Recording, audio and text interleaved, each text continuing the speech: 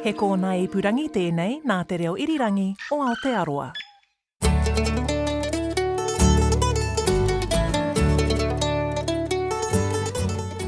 Hello and welcome to Country Life. Nau mai whakarongo mai ki te Aotai Whenua. I'm Sally Round. Great to have your company. I'm Duncan Smith. Today, we say farewell to Chris Shaw and Miley the Huntaway as her training to become a top working dog nears its completion. And while most eyes are on national rugby games, we're on the muddy sidelines of a very grassroots rugby match, the Woodham Shield, which turned 75 this year. But first, could New Zealand start growing its own rice? Well, if experiments in a Nelson backyard are anything to go by, possibly. Here now producer Kadambari Ragakumar meets people from all over the world who've made New Zealand home, bringing their music, sport, traditions and food with them. And she had heard about Yuki Fukuda's trials with the crop which is normally grown in flooded paddies on terraced hillsides in parts of Asia. So she headed to Nelson and asked Yuki what sparked the experiments. I grew up in a small village called Tokyo and I didn't really like the big city, so I used to do woofing, weeding work as an organic farm when I was a high school student. I did plant rice and harvested rice, and rice was just part of the picture whenever I visited that place.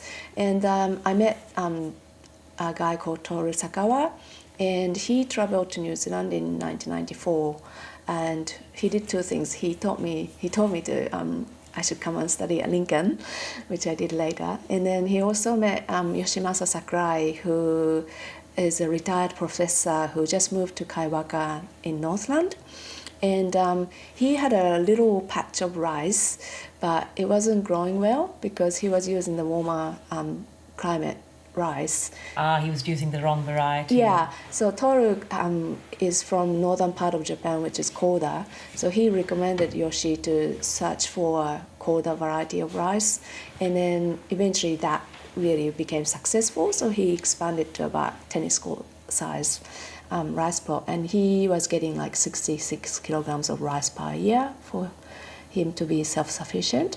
He gave me some rice seeds, so I had a go at growing rice in the backyard, in pots, in buckets and stuff like that. And I successfully managed to grow rice. So then we moved into this place 3 years ago and created a rice paddy, just very tiny one, 2 by 2 meters, and had a go at growing rice. And it became, successful harvest. We're walking to where a few months ago she'd harvested some rice from a small patch on the hill behind her house. It's very, very slushy and slopey. This must keep you fit, growing rice on a hilly place like this. So this is the pedaled thresher I got from Japan.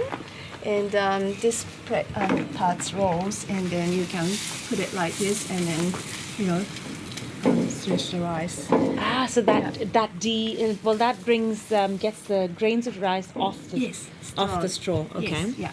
And then you need to use fan to blow away the empty grains and straws out, and then use the dehusker, which is in that box over there, to take the husk off. Okay. And that turns into brown rice. Yeah, and that stage you can eat it. Sure. Yeah. Last year, she harvested her first batch. In her garage, she showed me a hand-operated thresher. She's just bought it with a grant she's received from the Nelson City Council.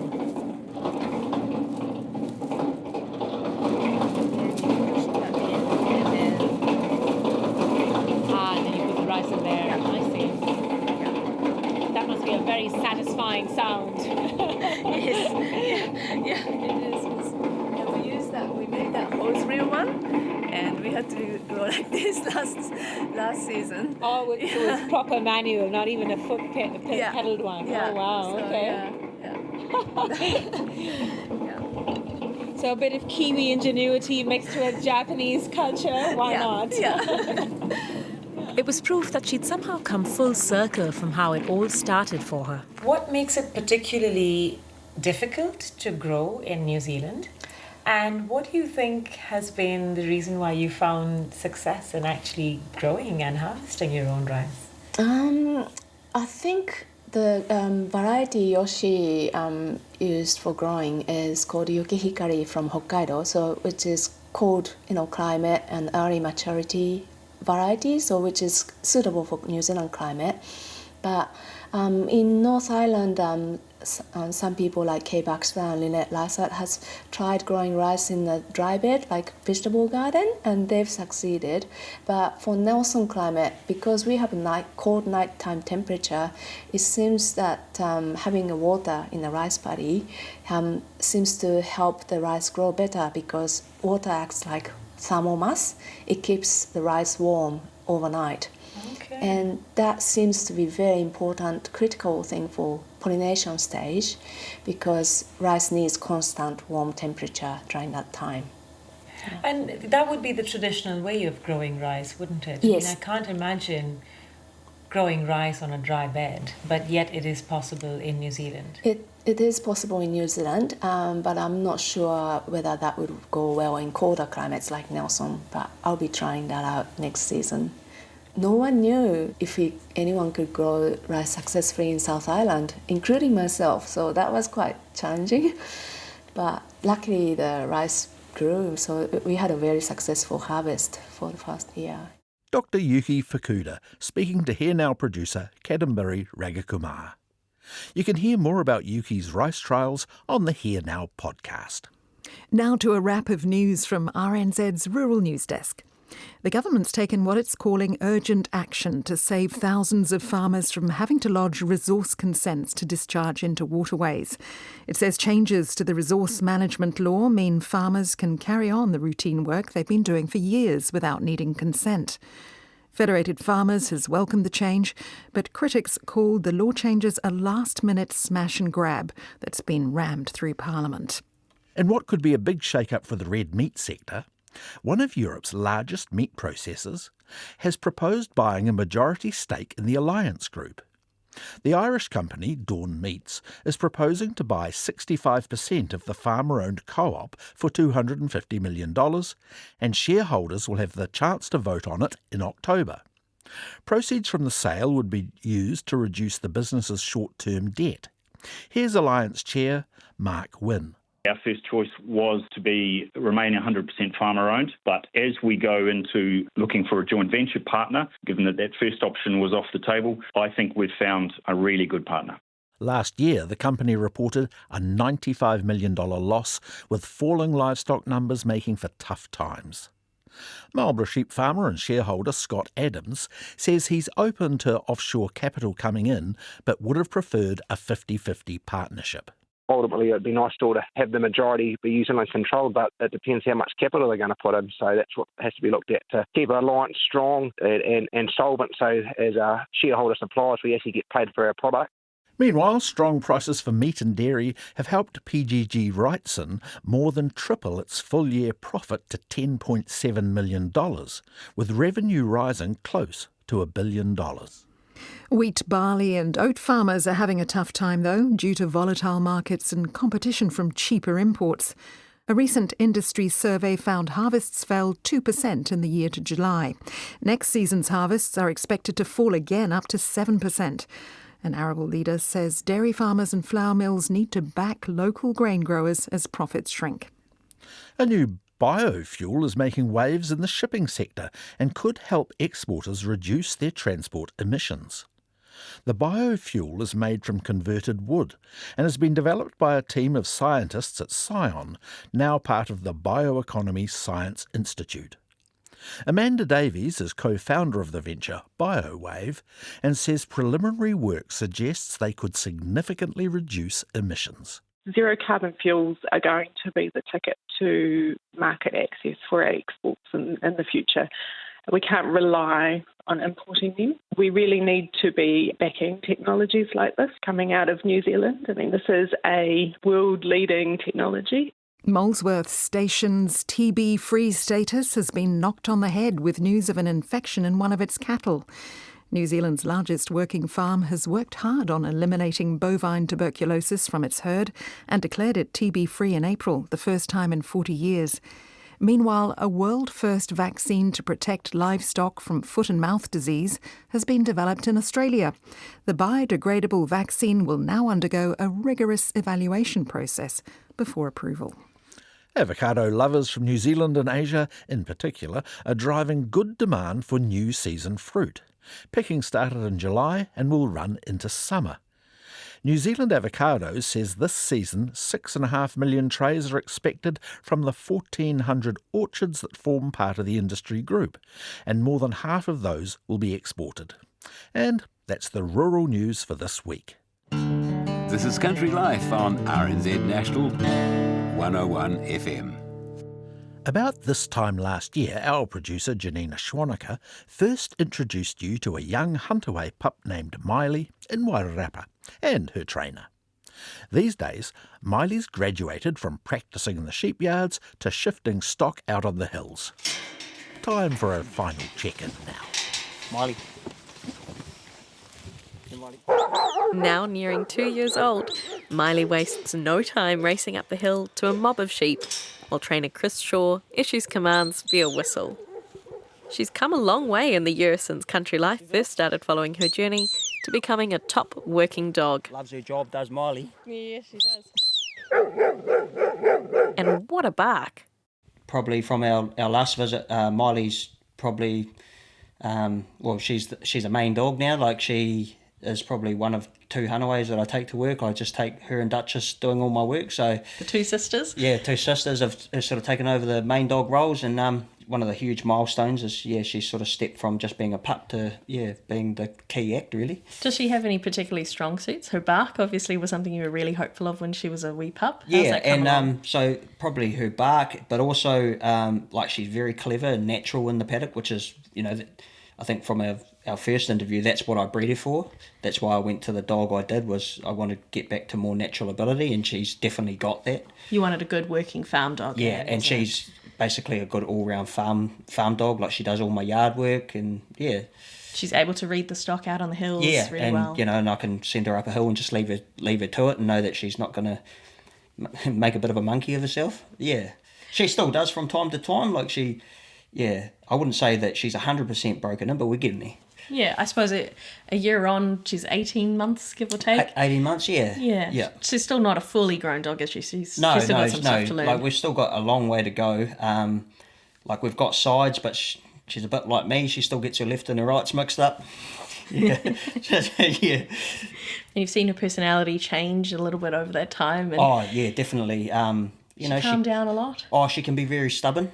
Something that we've sort of clashed a little bit over time, but then me as a trainer too, I've had to learn that I'm not always right.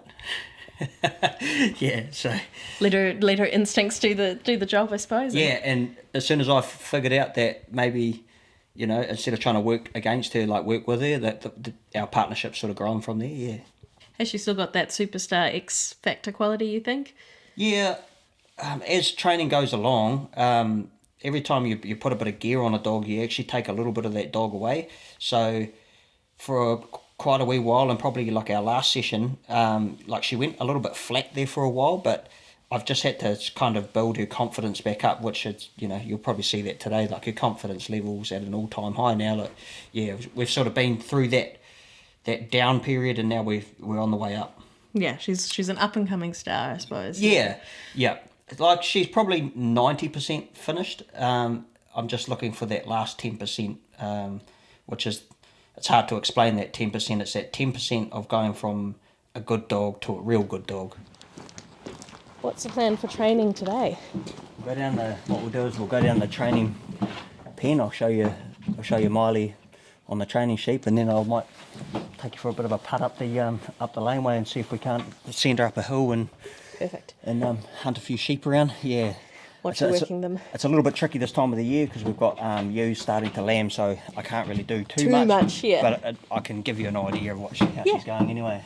Hello. As soon as I unlatch this, the dog box might lift off. Stay there. Things have come full circle on the farm. Joining Miley, her sister Duchess and mum Roxy, is Miley's grandmum, Edge, who's also come home now as a retired working dog. Look at them all. You've certainly got your team of black and tan. Yeah. Hey, girls.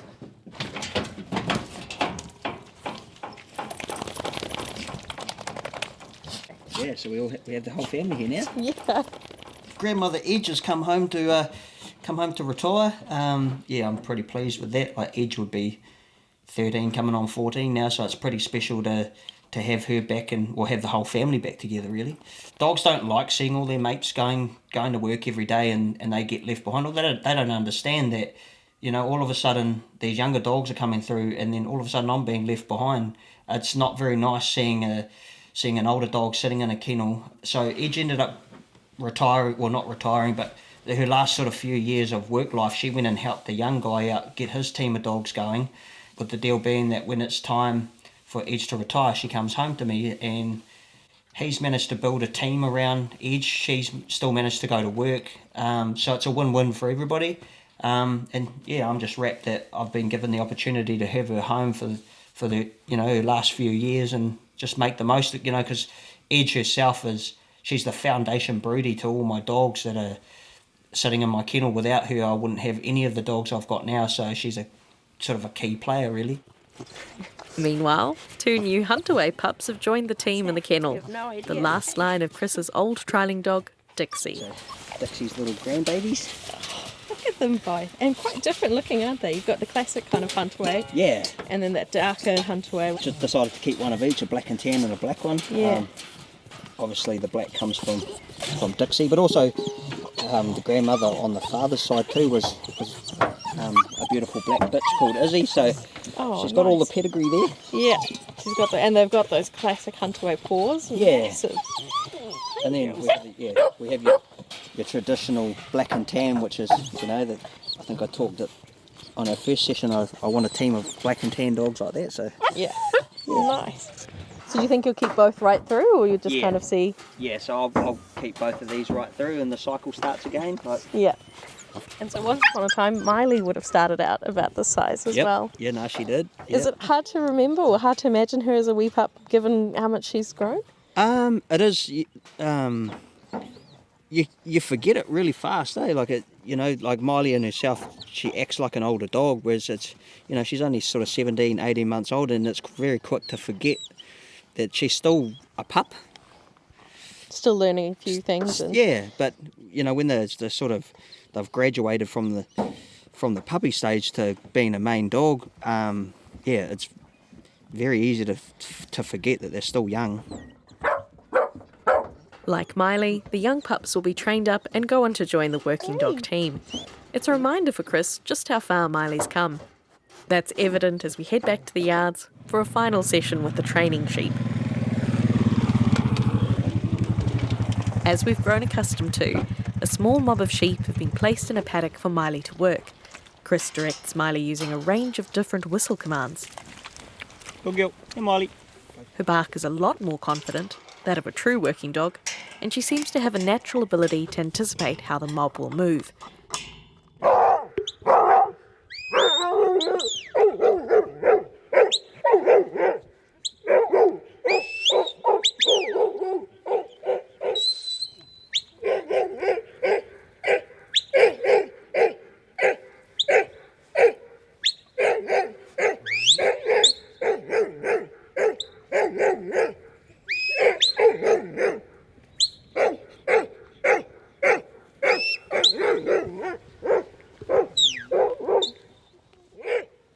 So that's pretty much where we're at the training pen.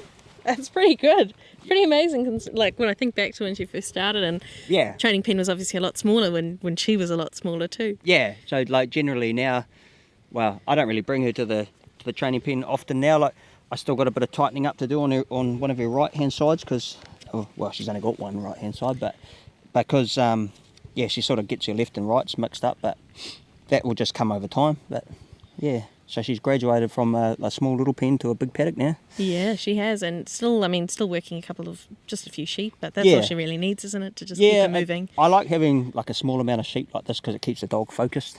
We talked about it, them not being like a window wiper, running backwards and forwards. Hence why I try to get the dog on the other side of me at 12 o'clock, and then they've got to sort of steady and walk them from there. Yeah. She seems quite good though already at reading where the sheep might go and kind of. Yeah, so a lot of that of her moving is she's just naturally knows which way those sheep are going to go, so she puts herself in the balanced position to keep them at 12 o'clock to me, and that's a sign of a clever dog.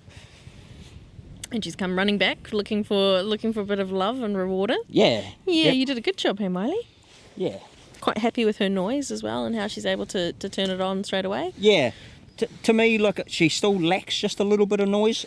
She still sort of shuts it off, but we seem to be getting better and better and better, and eventually, if I can look another 12 months down the track, she'll be fully confident and the noise will just flow. It'll be like a tap. Yeah. Face up. Just what does all that whistling mean?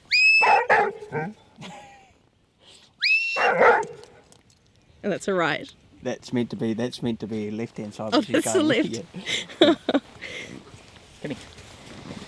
Might be better if I did it on the other side of the sheep. That's all right. Hey, Miley. Diddy. Diddy. So that's your left hand side. So that's your run whistle. Stay there. Stay there. That's her walk.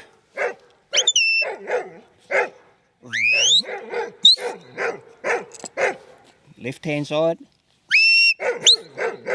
Right hand side. She's so kind natured I don't really need to stop on her. She knows. She just knows. She just sort of gives them room and keeps the bubble. Stop. Walk. Come a long way. Good girl. Miley's learned a lot over the last year, but so has Chris. He credits the late Tom Fleming with helping him get started, but says he learns something from every dog he trains too. I've probably done things with Miley that I haven't had to do with a lot of other dogs. There's been a fair bit of coaching along with Miley because she has been a little bit on the softer side, but then that also comes with natural ability too. She's a little bit smarter than probably all of the others I've ever had.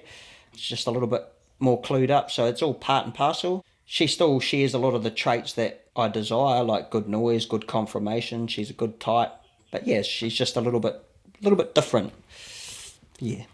Is it quite interesting, working her with Duchess, the fact that you've got two sisters and obviously quite different sisters, Yeah. two lead dogs? Two totally different dogs, two totally different styles. One thing I have noticed is that they try to compete against each other, so there's a little bit of a hierarchy there. Duchess thinks that she should be number one and Miley thinks that she should be number one, so it's good because they're always hungry for work, which is what I love. I like a work dog that's hungry for work.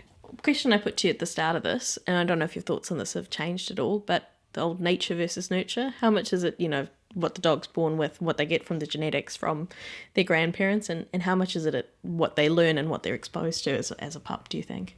Yeah, I think we touched on this probably in our first session, is a lot of it is up to the trainer.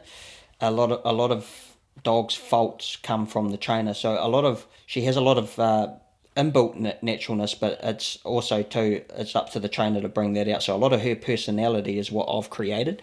I've created this kind, sort of soft-natured dog because that's kind of how I like them. I like them user-friendly. I like them to want to just be there to do a job, to please you. Yeah, and I guess that comes down to you created it. Miley ticks a lot of those boxes. Out on the hill, it's clear that she's grown in confidence and skill. Over the next few months, she'll keep honing those skills and learning more from Chris. They're just worth their weight in gold, a good working dog. This is what we breed them for, and they just live and breathe work. And yeah, obviously work's sort of slowing down a little bit, but I can see her being like one of the main acts come the busy season. Yeah, all the foundations are all laid. The rest is just up to us now. We go to work and do our job, and we'll see where we end up in the next 12 months, 2 years. Yeah. Yeah. Good girl. Hey, Miley. For now, though, it's farewell from us. We'll miss catching up with the pair, but who knows? Maybe we'll see them again at a future dog trial. That was Chris Shaw speaking to our producer Janina Schwanecker. And, of course, the rising star Miley the Huntaway. We'll keep an eye out for their names in future dog trials. And you can find previous sessions of the pair on our webpage, rnz.co.nz/countrylife. Hi, my name is Des. I live beside the Uara River, and you're listening to Country Life on RNZ National.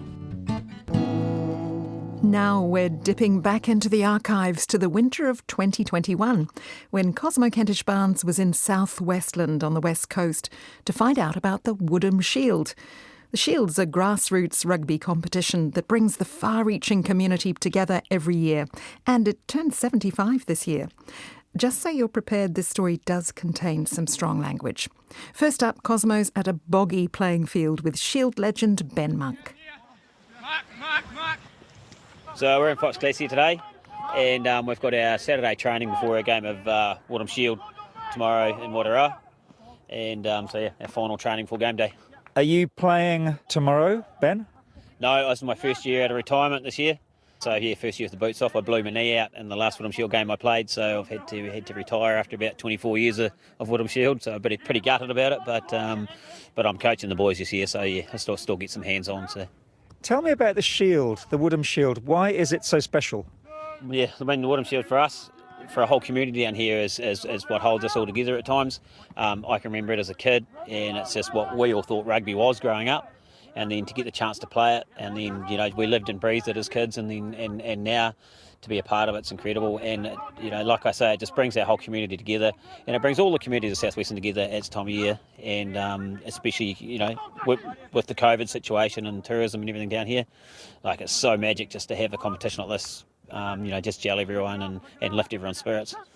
So how does the competition work? The South Western Club splits up into 4 different areas, and then in Woodham Shield time it's like a state of origin, so it splits up into Ross, Harry, Wataroa, and then Fox Franz Haast. And whoever holds the shield challenges each of those places. Dairy farmer Rob Wilson is captain and loosehead prop for the Green and Blacks of Wataroa. For South Westland, the Woodham Shield is our way of life. So you get to express yourself on a rugby field to show how hard South Westland is and how hard the people are here. So I've played against players for club rugby that are average or good players, but when they pull in their Woodham Shield jersey, they seem to grow another leg, their heart gets bigger, they have bigger lungs. There's just something about it. Everyone wants to hold it, so it just becomes another level of rugby where you get a normally nice, placid fella turning into an absolute savage for 80 minutes to try and destroy sometimes his best friend, just to have that over him for a year, just to say that he's in this Shield side that's got it for that year. Sounds pretty tough. Has been in the past, and I don't expect it to change anytime soon. What's the age range for players between the teams? Well, I think the youngest I've seen is probably about 15 or 16. That was a debut by Kip Nolan, but I could be wrong, there may have been younger. That was in the Blaster Haast, which was in about 2002. And the oldest player I've played with, I couldn't say, but there's been guys that have definitely been in their 60s. Yeah, so definitely a huge age range. But I've seen father and son playing in Woodham Shield, and myself, I played with 2 brothers, nephew, and quite a few cousins. The final is tomorrow. Tell me what you are expecting of the game. Tomorrow is every game's a final, because you lose it, you're out, sudden death. But yeah, tomorrow's the final game for the season. So Wataroa's playing South at the Wataroa Domain. I expect a brutal battle up front, and then hopefully if the weather plays the game, we'll see a bit of speed and some silky hands at the back.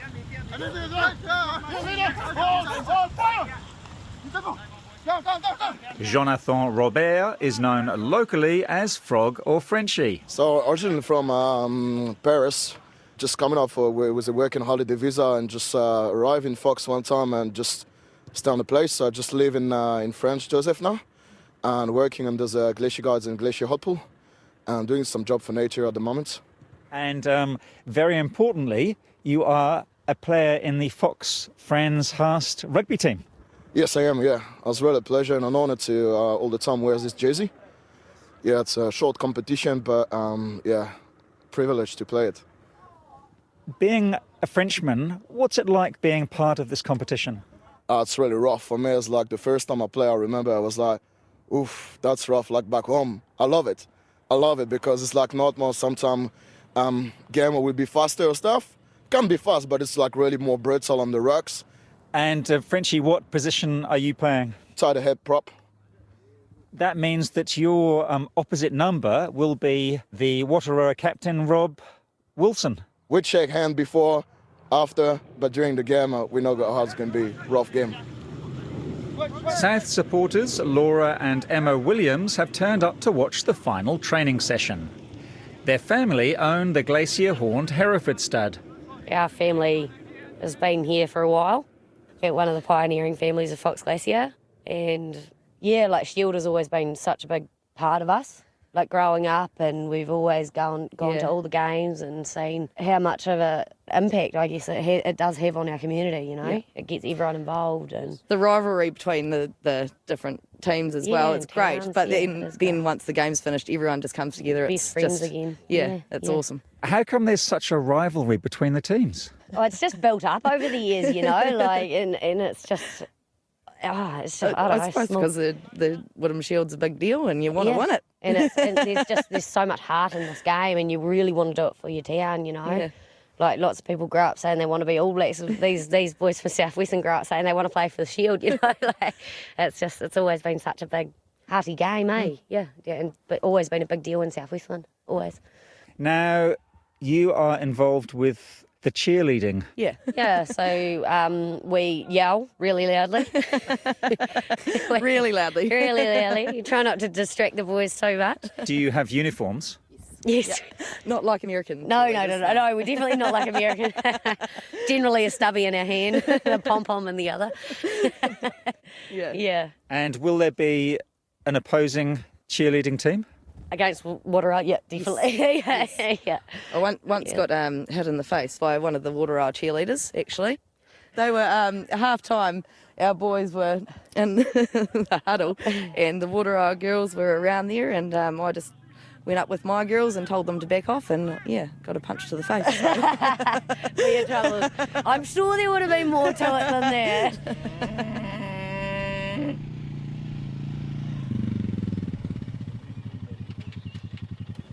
We're in a little area called Titaho, which is an outskirt of the Wataroa region.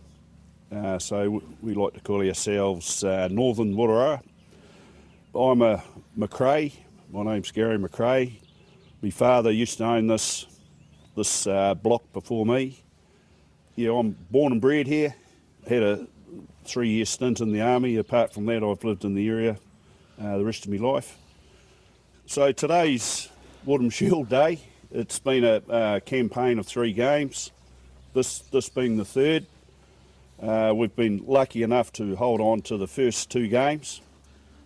Harry, last week we had an 18-all draw, and because we hold the Shield, it means we get to play another week. Is this the biggest day on the calendar in South Westland?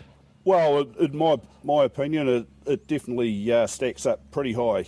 You know, we're just a small area, and over the years we've lost our forestry, and you know we don't always have everything going for us. But when it comes to Woodham Shield, everyone gets in behind the team, and as the years roll on, the passion hasn't diminished. It's great to see. Like.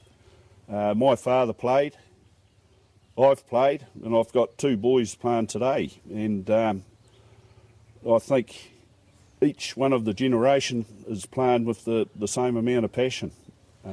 Yeah. How long did you play for Wataroa? In the Shield, I played my first game in 1984, and then I played my last game in... I'm just trying to think, I was 48. I was doing the touch, and we were starting to run out of players, and the coach tapped me on the shoulder and said, what about it? And I was keen because my oldest boy was playing, so that was quite neat. I actually got on the field the same time as he did.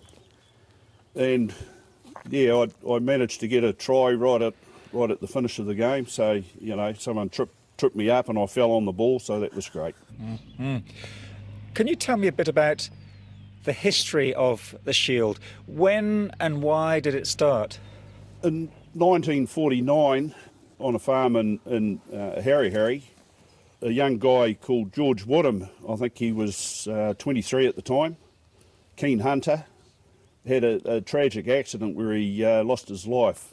He was shot accidentally. And anyway, his family was very devastated. They were hoping that he would take on the farm, and they ended up shifting away from the area and they went to Blenheim. And the next year, in his honour, they decided to put up a shield because he was a keen rugby player as well. And it's been played for ever since. 83-year-old Harry farmer Barry Adamson was at the first Woodham Shield final in 1950. The first game was played between Ross and Harry, and Ross won the Shield. It was played on up where the old racecourse used to be on Mr. Bob Ferguson's property, and that's where the rugby field was. I remember it was a fairly cold, wet afternoon. And I still remember some of the players that were in that game. Was it quite an emotional game? Oh, yes, it was. Of course, Georgie being accidentally killed, it was really, you know, it was well liked, Georgie. It is good bloke. And most of those players would have known Oh, George. yeah, they all knew Georgie. Yeah. He played for the district here, Harry. Yeah, he was just finishing school as I was starting. And he used to work on the road service and drive the cream lorry. And, you know, often used to see him come around. And, of course, when he got killed, his family, they donated the shield in memory of George. For Gary McRae, there was one game in his 28 years of playing Shield rugby that tops all the others. Well, I think Muscle Point and Haast against Haast, Fox South combined, and it was just a real hard ding-dong, and the final score was 5-6. Yeah, we got two penalties and they got one try, and we managed to win the Shield, and the trip home was what I remember the most. Every hotel we called in on the way home, we owned, and you know, and then we got back to Waterara. It was just a great day. We had kids on the bus as well. You know, it was just one of those memories I won't forget. Despite his age, Barry Adamson goes a step further. He remembers his greatest moment during a Shield game. Might have been against Waterara. Remember what? Yeah, they were leading 5-3, I think it was, or 6-3 or something like that, with only about 5-10 minutes to go. And I happened to slip into the back line when we were on attack, and I always remember Mac McRae. That's Ian McRae's brother, who was the All Black, was playing out on the wing because they put him out there to mark Robin Woolhouse, who was a good footballer, and we got that overlap. And Mac had to come in and tackle me, or else I'd have gone through the gap. And yeah, he did come in to tackle me because I sort of threw a dummy for a start, and he thought, oh, he's not going to pass it. So then I put it out to Robin Woolhouse, and Robin scored the try, and I converted it. And yeah, we won by just a few points. I never went back to Waterara for 12 months after that.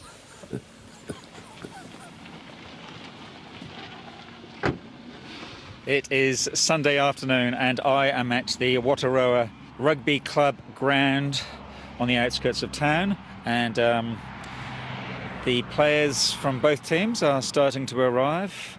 So before things get too busy, I might have a chat with Terry, who is the Waterara coach. There's a lot of history, we're in the 71st year of it, and it's, as you'll see today, it's still going strong.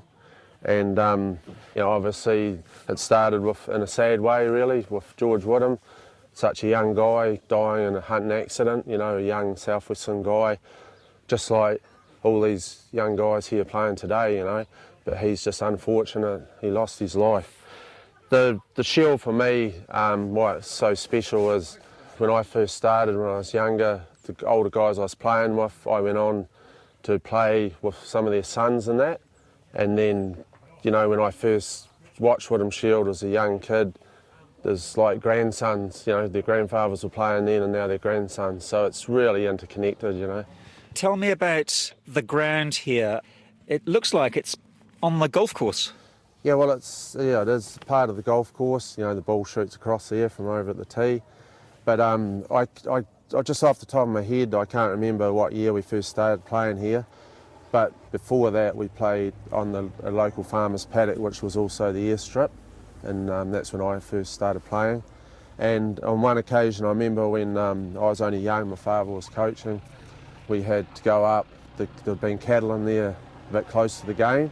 So we all had to go up there and pick cow dung up with the shovel. I'd say it always is against south though, isn't it? Bern, I've been told that you've been involved with the Shield for years. Tell me about what it means to you.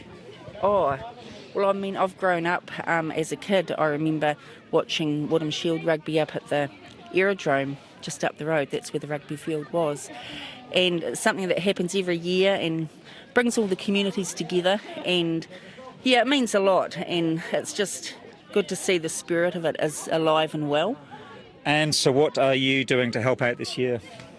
Oh, so we sort of, as a community, we get all the food together for feeding everyone afterwards. And yeah, everyone pitches in and, you know, we feed a lot of people afterwards, but it's gone really well actually.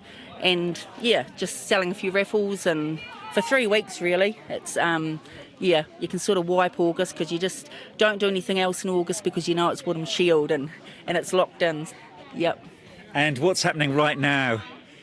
Oh, so at the moment our Wataroa cheerleaders are just lining up there waiting for the players to run out. So yeah, it's not far from kick-off, so it's pretty exciting. It's all go. And what do you do when you're not involved with the competition? Oh, so I do a school bus run around Franz Joseph and Wataroa, and myself and Dave are on our family farm. So yeah, we're pretty busy doing that. Yes. Yeah. Are you carving at the moment? No, not yet. Not far away. Not far away. Yeah. Excellent. Oh, I'm definitely not carving. Yeah. But our cows will be at the end of the month. Coach Terry McBride gives a rousing speech during the handing out of the green and black shirts in the changing shed. I really want this game, eh? I'm really emotional about this. I want it so deep. You know, South, I know what they'll be talking about. Let's get the Shield down there because of COVID. We've had it hard. What about the dairy farmers when they had it hard? What about the gold miners years ago when the arse fell out of gold? What about the fishermen? What about the sawmillers when we all lost the mills? Everyone's got a story. We've just got to guts it out, you know? They're not special. So that's why I'm a bit niggly. So I want to present one to Rob, and before he comes up, Rob Wilson, you deserve to win that Shield today. And I'll tell you one thing. These guys in this room, you've got the best troops in this town to do that job. We're giving you the best men.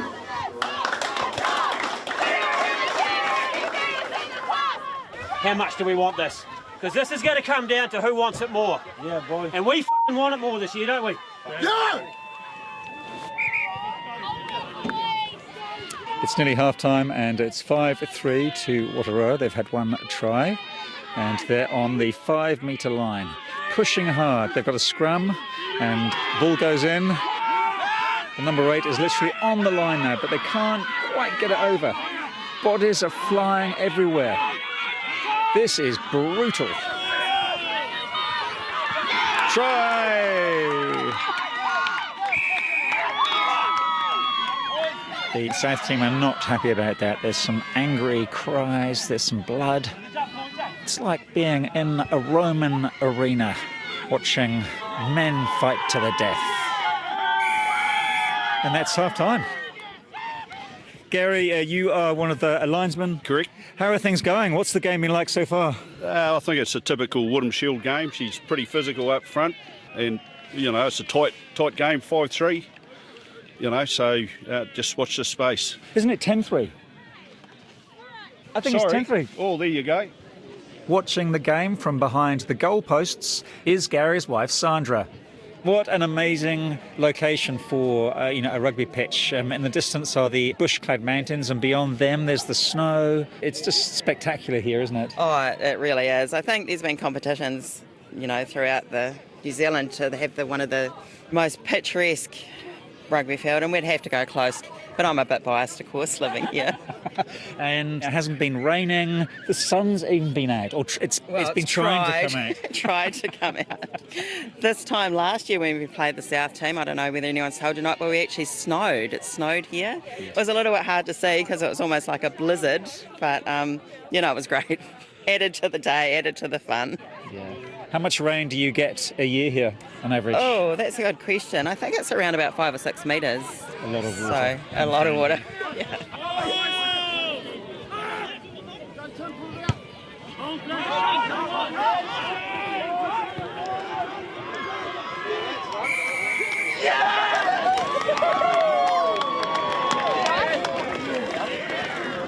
The game has just ended, and it's a great victory for Wataroa. I think the score was 25-6, so they conceded no tries and scored 5. I know there's going to be a lot of sore boys tomorrow. But the reason we're going to present the shield now, it's a great opportunity. We've got direct descendants to George Woodham here. And I think every year we've got at least one descendant that comes and watches. So I'd like to call forward the captain, Wataroa, and come and receive the shield from Kate.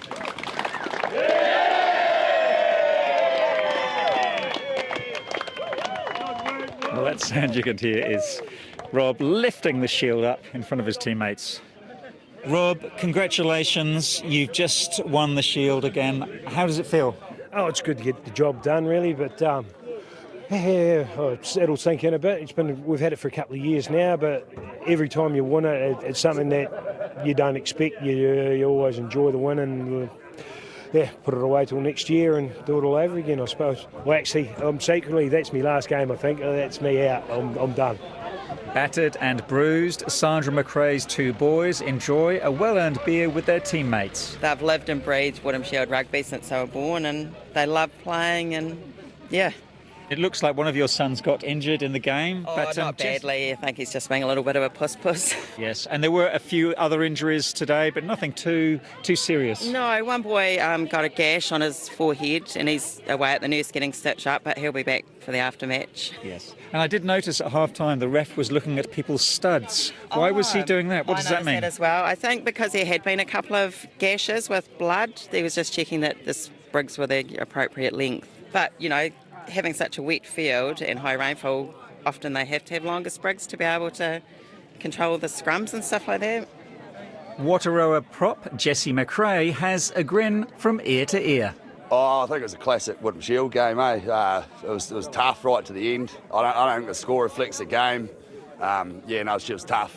Bit of how's your father, but you get that in the big jobs. I'll go and enjoy a beer with him later, and everything will be sweet, back to normal. Ben Monk is gracious despite being the losing coach. But for him, the big winner is the Woodham Shield. What a game, eh? And as we talked about yesterday, the passion and the pride that goes into it's incredible. Unfortunately the result didn't go our way, but it was a fair game. Referee was good. We've got no excuses. We just didn't quite have the goods today, but I'm really, really proud of all those boys and the way they played. Our subs when they came on, there's nothing more we could have done. We did everything we could. And full credit to Wataroa. They've had 3 weeks up their sleeve. And if we'd had that, maybe it was a different story. But yeah, for a bush game of rugby, I tell you what, she was pretty good stuff in it. Fox France Haast coach Ben Monk, ending that story from the Whataroa Rugby Ground in South Westland. It was produced by Cosmo Kentish Barnes in 2021. And the Harihari Rugby Club are the 2025 George Woodham Shield champions. They defeated Whataroa in the final earlier this month, the 75th anniversary of the competition. Well, that's it for Country Life this week. It's great to get your feedback. You can contact us at country@rnz.co.nz, and you can follow and listen to Country Life wherever you get your podcasts. You can read more, find photos and listen again to the stories you've heard by checking out the episode notes or heading to rnz.co.nz/countrylife, and while you're there, watch a video of the Woodham Shield story. The stories today were produced and presented by Cosmo Kendish-Barnes, Janina Schwanneker and Kadambari Ragakumar. In the studio production team today, David Knowles and Phil Benge.